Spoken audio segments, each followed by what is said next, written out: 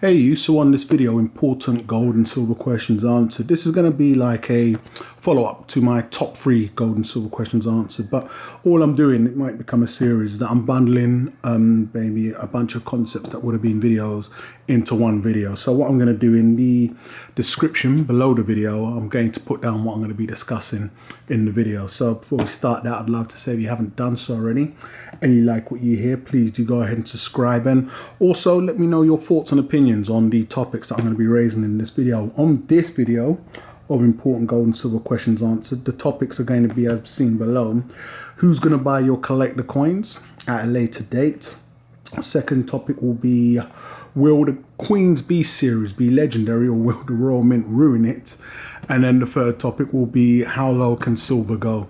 You know, we spoke a lot recently about how long it will take and what the max is. So on this video here, I just want to discuss how low. So all of this, once again, just going to be me giving my thoughts and opinions on each of those topics, and also would love to hear your own thoughts and opinions down in the comments. So please do let me know your thoughts and opinions on the topics I'm going to be raising in the comments down below. So kicking this one off, got a load of miscellaneous in the background. Is going to be the first question that I brought up, and that is, who's going to buy your collector coins at a later date? Now this comes up because obviously we're collecting collector coins. You know, if you look at the back here, you're going to see a collector coin pop up everywhere. So there's a collector coin from every part there. Now some of these at the time, if I'm going to be answering the question, were purchased. And, you know, the saying is, at the time, if it doesn't work out well, you can't flip it, or you don't see it on fire immediately, you'll hold on to it. And then, you know, the line comes, I'll just wait for it to pick up at a later date when collectors come back in looking for that specific coin, whether they're doing date runs or trying to complete a series. But the longer I've been here, questions, and I'm always questioning myself, questions have come up, and that's going to be, who's going to buy these collector coins? Now, this is popping up because I see the collector coin market becoming grossly oversaturated.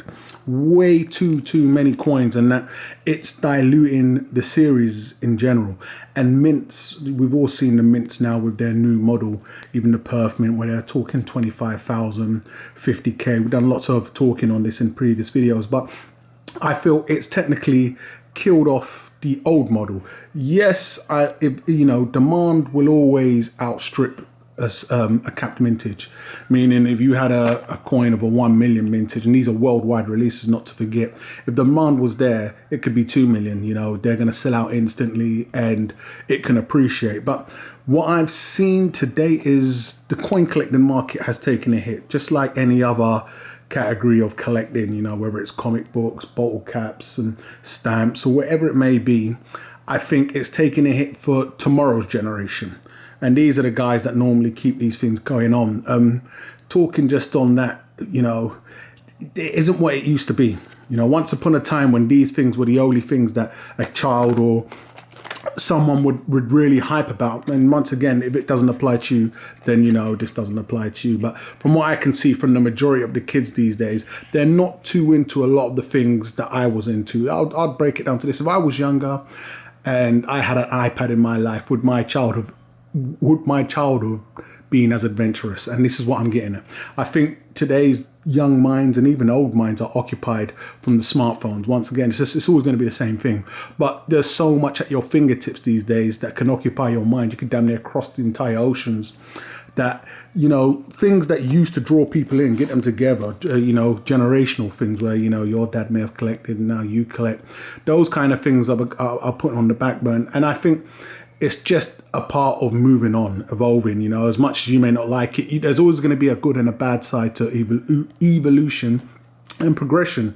And I think that is definitely down with the bad side. You know, kids these days and adults these days with kids' minds have short attention spans. They need that quick fix, just like quick food. And it's quick, in and out, in and out, in and out. Hot news today, dead news tomorrow. Something as dedicated as this requires a patient mind, a calm mind, and collecting in general. So I think collecting as a whole has taken a hit, but then you have the precious metal element to it. I think that part has got the most potential where we're still here. But when we're talking about collector coins and who's going to collect them as long as raining, a lot of these carded coins are absolute cons. I'll maybe talk about those another time. But, you know, I think when we're talking collector coins, it ends up being a massive negative, because from what I'm seeing, people are going to come in, and it only takes the mints to come out with a new model again tomorrow. And what we want, or what may be hot, is just going to move on. It just may not be so hot. What I have seen when it comes to collector coins, and yes, believe you me, you could easily say 95% of them end up in the bargain bucket, and that is the case. But there are those that stick around. I think for entire series that I'm referring to here, since I've been stacking, there's been a damn near, I can count on one hand, series that are still hot today, that people still pursue. And that's going to be definitely up there. Is going to be something like the Lunar series, series 1. You know, I'm struggling. Please do let me know if you know of any hot series that are still in demand today, that have been out for, I don't know, even 2 or 1 year plus, or 10 years plus, that is in demand today, and a lot of the coins are seeking a premium. What I am seeing, which is rather concerning, is that it's key coins. Only certain coins in a series are carrying that premium. That could be good or bad depending on how you view that, because it can be that one coin that people know that they have to pay the premium for, and that may be what we get onto when we're talking about the next series. But that's where I'm seeing this. So in the future, would it be all about, if there's a certain series coming out, getting that one key coin that carries the entire series? Nowadays, whether it's be an unlimited mintage series, or just a minted series, the entire series doesn't seem to appreciate as well as, say, for instance, one hot coin. You know, a prime example when we're getting from the Royal Mint is something like the Peter Rabbit. And even that 50p genre, that's, to the best of my knowledge, one of the 50p's that still command a crazy premium. Half an ounce of silver still selling for well above £500 sterling. So you're looking at, damn near, you could say $600, half an ounce of silver. But they brought out many other Peter Rabbits, and it just didn't do as well. So I think, who's going to buy your collector coins, or your collector coin series at a later date, I think it will still be there just for the precious metal content. And I think it may be a lot more stomachable, because we're going to be blasted. Even now, certain private mints have a new series out every end of the month or every other week, where they'd have damn near 200 plus coins. I think now somebody jumping straight into this is just mind boggled. But whereas if you look at it in a sense that, I don't know, you can take, where was we? We're going to look at a coin. Say this, for instance, what's this? The Dragon Phoenix. Now, not knowing, and this is another issue, not knowing how many coins are going to be in this series, if it's a series, but knowing that we have the Dragon Tiger, the Dragon, I believe. Don't quote me if I'm mistaken this. I think there's 3 out so far. We don't know how many. So Mints ain't doing that because they're winging it as they go along. So they're dropping them. But we all know that that one coin, if this does go on to be a 12 coin series, for instance, they copy the Zodiac. We know currently this one's holding a fantastic premium.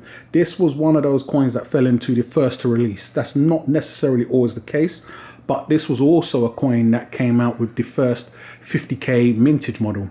So that created a lot of hype around this coin, which could have drawn a lot of people towards it.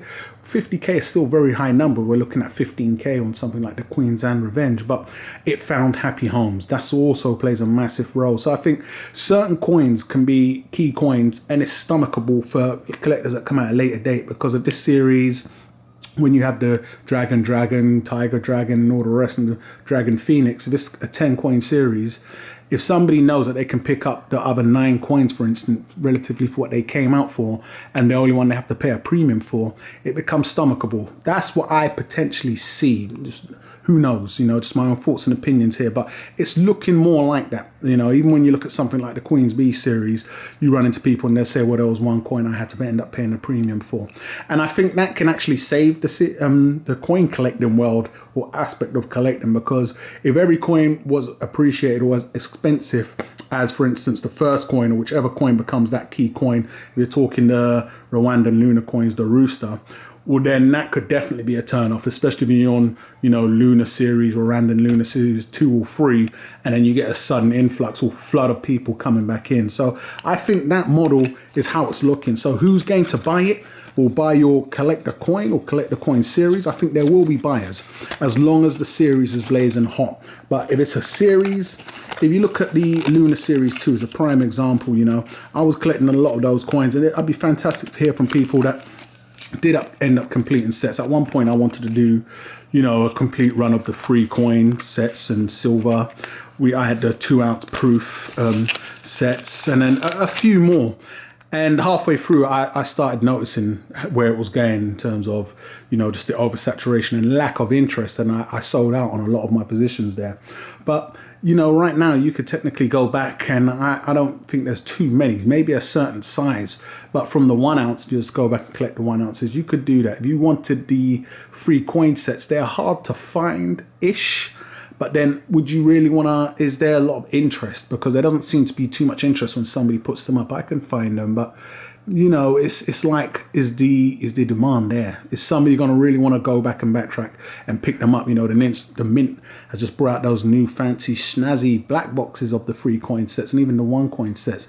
And these are also things that a collector needs to worry about moving forward. So I would love to hear your thoughts and opinions on who's going to collect your collector coins at a later date. Do you believe, a bunch of collectors are just going to come back and they'll snap up everything? Or do you believe everybody that paid at the time that premium is left with that premium? When it comes time to sell, you're selling it for spot or below, and you was the biggest sucker for paying that premium at the time. I don't believe that's the case.